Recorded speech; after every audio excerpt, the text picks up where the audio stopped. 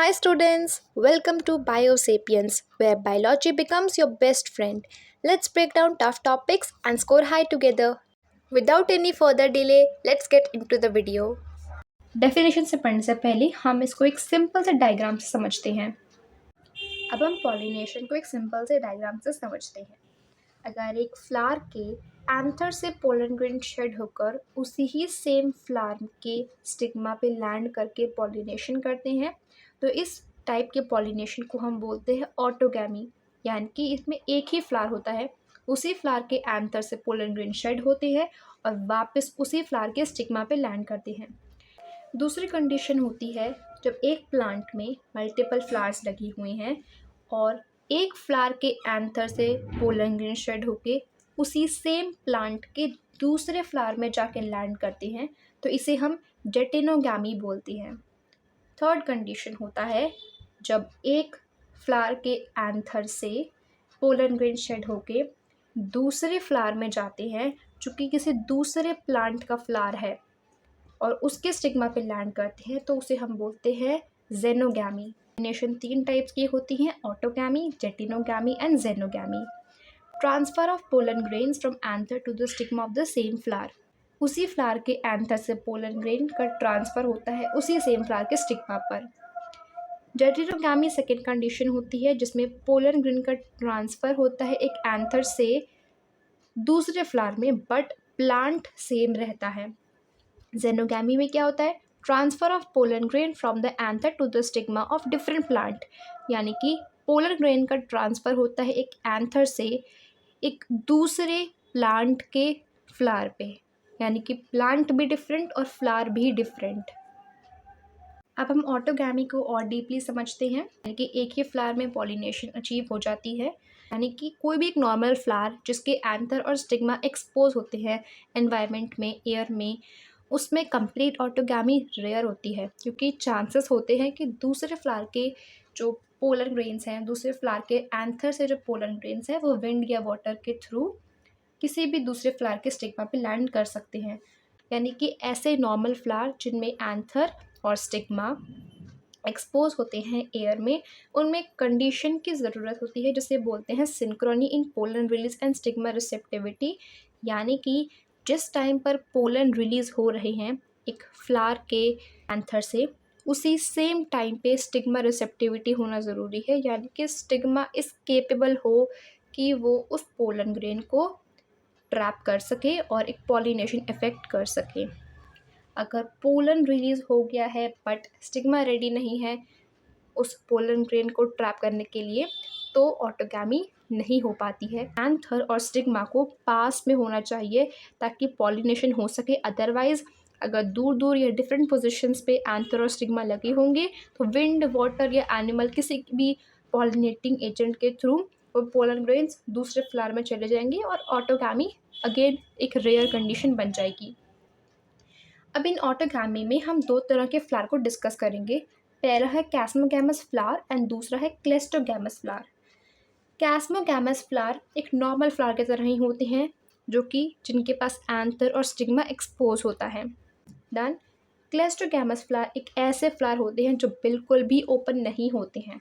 Third डेहिसिस करता है, यानी कि बर्स्ट होता है फ्लावर बड के अंदर ही, तो पोलन ग्रेन्स स्टिग्मा के पास आ जाते हैं और पॉलिनेशन हो जाता है। ये फ्लावर इनवेरिएबली ऑटोगैमस होते हैं, यानी कि इनके पास कोई चांसेस नहीं होता है कि पोलन ग्रेन्स किसी भी पॉलिनेटिंग एजेंट के थ्रू किसी और फ्लावर में चले जाएं, क्योंकि ये फ्लावर क्लोज रहते हैं, हमेशा क्रॉस पॉलिनेशन के चांसेस नहीं होती हैं।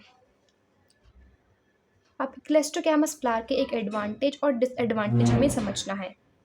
एडवांटेज, क्लेस्टोगैमस फ्लावर हमेशा क्लोज रहती है, तो उनमें जब भी पोलन रिलीज़ होगा तो वो ऑटोमेटिकली स्टिग्मा के पास पहुंच जाएंगे। एब्सेंस ऑफ पॉलिनेटर्स, यानी कि अगर कोई पॉलिनेटिंग एजेंट नहीं है तब भी वहाँ पॉलिनेशन होगी ही होगी। गैमस फ्लावर्स हमेशा सीड देते ही देते हैं। बट डिसएडवांटेज ये होता है कि ये कोई भी वेरिएशन शो नहीं करते हैं, क्योंकि सेल्फ पॉलिनेशन नहीं हो रहा है। किसी दूसरे फ्लावर का पोलन ग्रेन इस क्लेस्टोगैमस फ्लावर के अंदर आ ही नहीं पाता है, तो यहाँ पर वो कभी भी वेरिएशन शो नहीं करते हैं। ये एक डिसएडवांटेज होता है।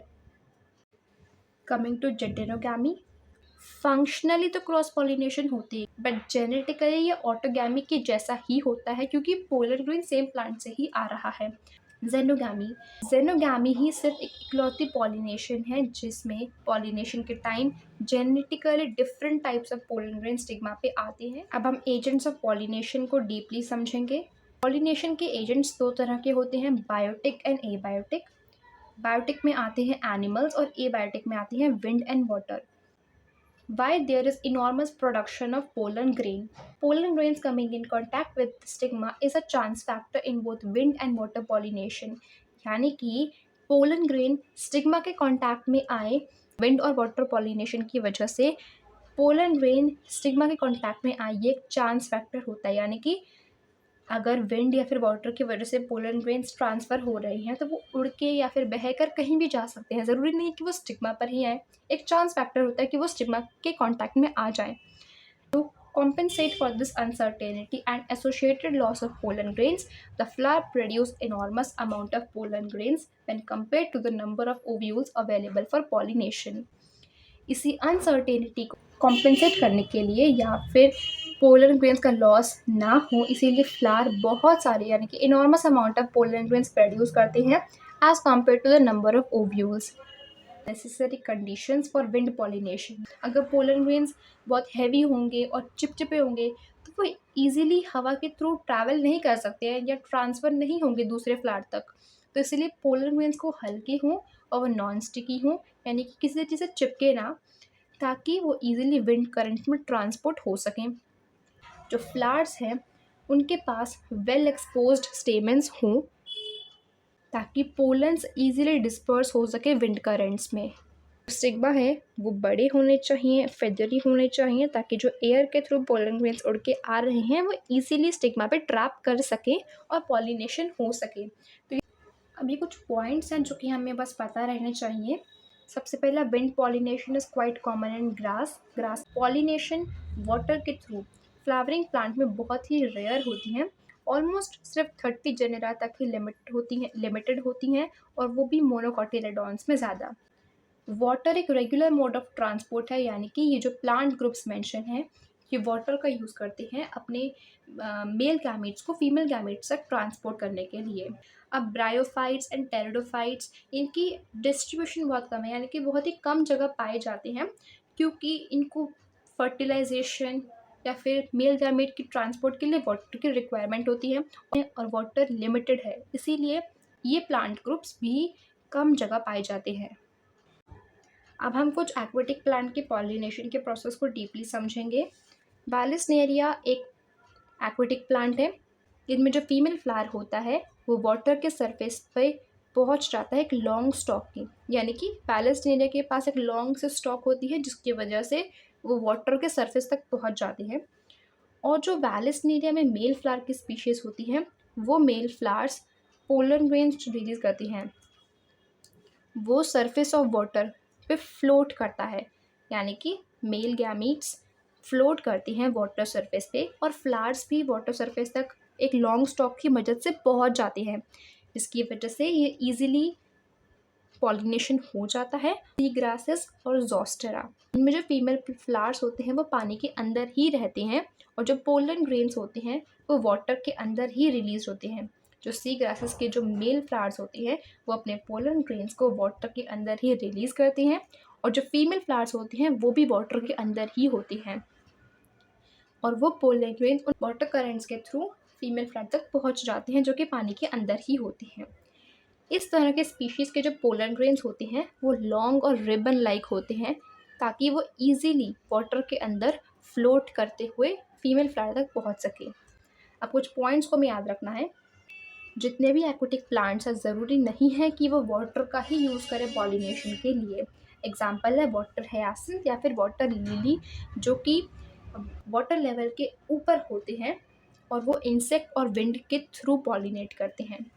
जो वाटर पॉलिनेटेड स्पीशीज़ होती हैं उनके पोलन ग्रेन्स वेट ना हो जाए, इसीलिए उनके ऊपर एक म्यूसिलेजिनस कवरिंग होती है।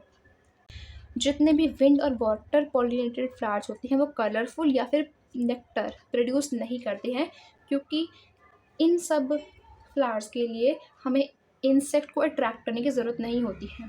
Colour examples of animals as pollinating agents: bees, butterflies, flies, beetles, wasp, ants, moths, birds.